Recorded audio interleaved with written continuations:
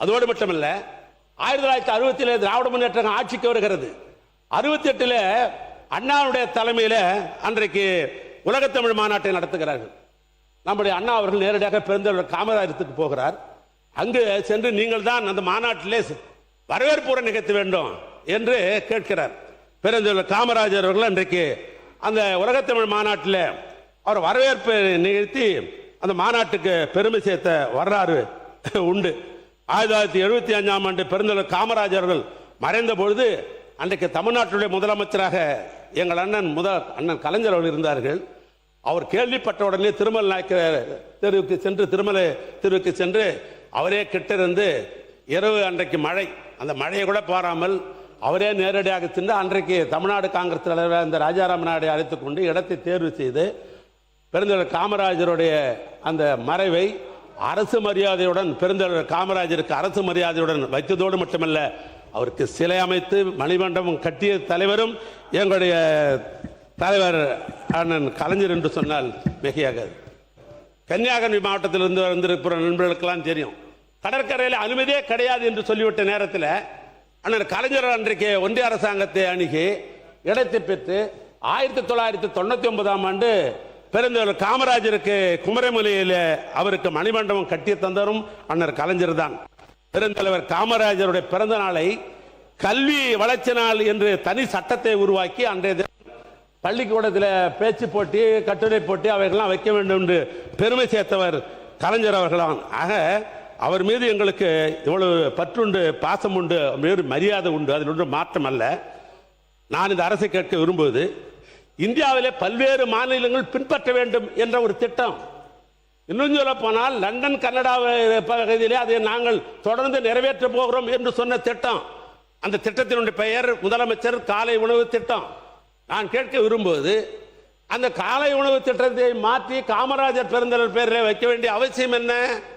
நான் கேட்க விரும்புவதெல்லாம், இருங்க நான் பேசி முடிச்ச உடனே பேசலாம். மாண்புமிகு உயர்கல்வித்துறை அமைச்சர் உட்காருங்க, நீங்க அமைச்சர் ஆகியிருக்கீங்க, முதலமைச்சரிடத்தில் சொல்லி ஒரு புதிய திட்டத்தை உருவாக்கி காமராஜர் பெயரை வையுங்கள், நாங்கள் வரவேற்றே பேசுவோம். நான் கேட்க விரும்புவது, அது வேற என்ன பேர், இன்னும் அதில் ரகசியம் சொல்லட்டுமா? அந்த திட்டத்தை வருகிற பொழுது ஒரு டிஸ்கஷன் வருகிறது. நான் கூட சொன்னேன், இந்த பிள்ளைகளுக்கு ஒரு காலத்தில் காமராஜர் திட்டம் என்று பெயர் இருக்கிறது, மதிய உணவு திட்டத்திற்கு மக்கள் தலைவர் எம்ஜிஆர் பெயர் இருக்கிறது என்று சொல்லிவிட்டு அன்றைக்கு இருந்த சீஃப் செக்ரட்டரியோடு அந்த அமைச்சரில் இருந்த நான் சொன்னேன், ஏன் இந்த திட்டத்திற்கு மு க ஸ்டாலின் காலை உணவு திட்டம் என்று வைக்கலாமே என்று நான் கேட்டபொழுது முதலமைச்சர் சொன்னார், அப்படிலாம் இல்லை, யார் பேர் வைக்க வேண்டிய அவசியம் இல்லை. முதலமைச்சர் என்பது பொதுவான பெயர், பொதுவான சொற்றொடர், அது யாரையும் குறிப்பிடுது அல்ல. எனவே முதலமைச்சர் என்று சொன்னால் யார் வந்தாலும் அதை மாற்றம் செய்ய மாட்டார்கள், யார் வந்தாலும் முதலமைச்சர் தானே, அந்த நிலையிலே அதை மாற்ற வேண்டாம் என்று சொல்லிதான் பேர் வச்சார். ஆனால் என்னவோ தெரியவில்லை, நீங்கள் அந்த முதலமைச்சர் அவை முன்னவர் மாண்புமிகு பேரவைத் தலைவர் அவர்களே, மாண்பு உறுப்பினர்கள் இங்கே பேச வேண்டிய மானிய கோரிக்கையை விட்டுவிட்டு பள்ளி கல்வித்துறைக்கு போய் என்னங்க சொல்லிடுறேன், பள்ளி கல்வித்துறை போய் காலை உணவுக்கு பேசிக் கொண்டிருக்கிறார் என்று சொன்னால் நேரம் போதாது. மானிய கோரிக்கை சம்பந்தம் இல்லாமல் நான் பேச மாட்டேன். காமராஜர் பேரில் நாங்கள் நூலகமே கட்டி கொண்டிருக்கிற அந்த அளவுக்கு அவர் மீது மரியாதை உண்டு.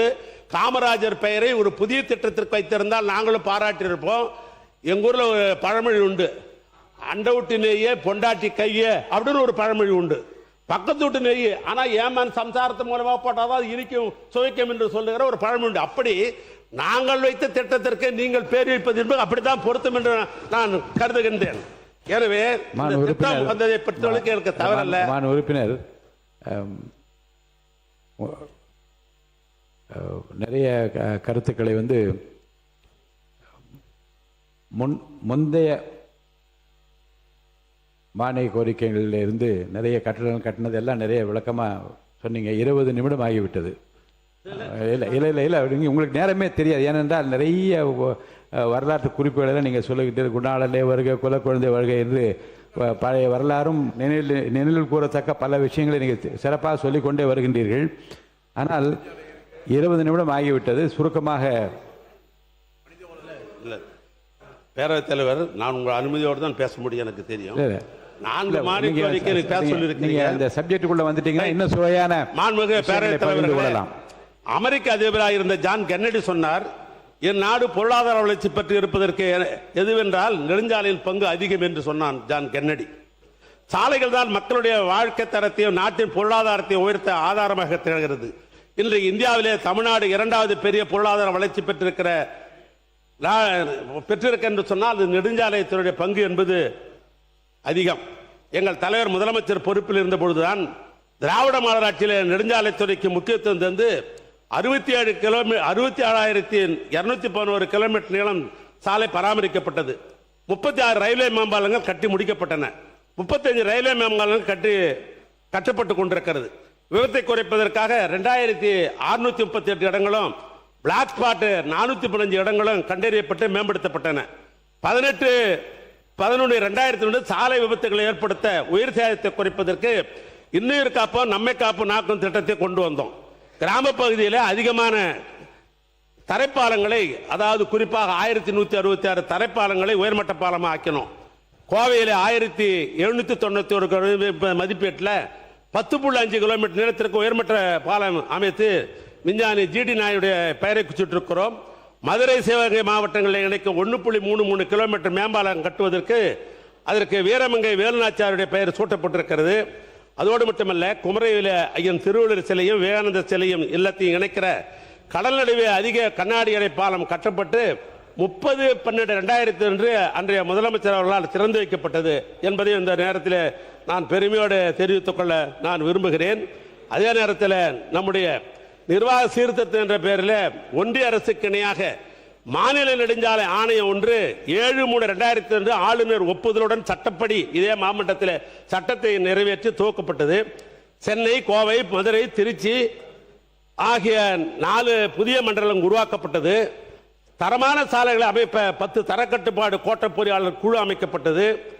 அதோடு மட்டுமல்ல, இந்த விபத்து இல்லாத மாநிலம் என்ற ஒரு இலக்கை அடைவதற்காக நம்ம சாலை என்ற புதிய செயலியை உருவாக்கி 1/11/2023 அன்று மாண்புமிகு அன்றைய துணை முதலமைச்சர் இன்றைய எதிர்க்கட்சி தலைவருடைய திருக்கரத்தால் அந்த செயலியை நாங்கள் இந்த மாநிலத்தில் தொடக்கி வைத்தோம். அதன் மூலமாக 13,300 புகார்கள் பெறப்பட்டு பள்ளமில்லா சாலைகள் என்ற சீர் செய்யப்பட்டு பொதுமக்களுடைய நற்பெயரை இந்த துறை பெற்றுக் கொண்டிருப்பதையும் இந்த நேரத்தில் தெரிவித்துக் கொள்ள விரும்புகிறேன்.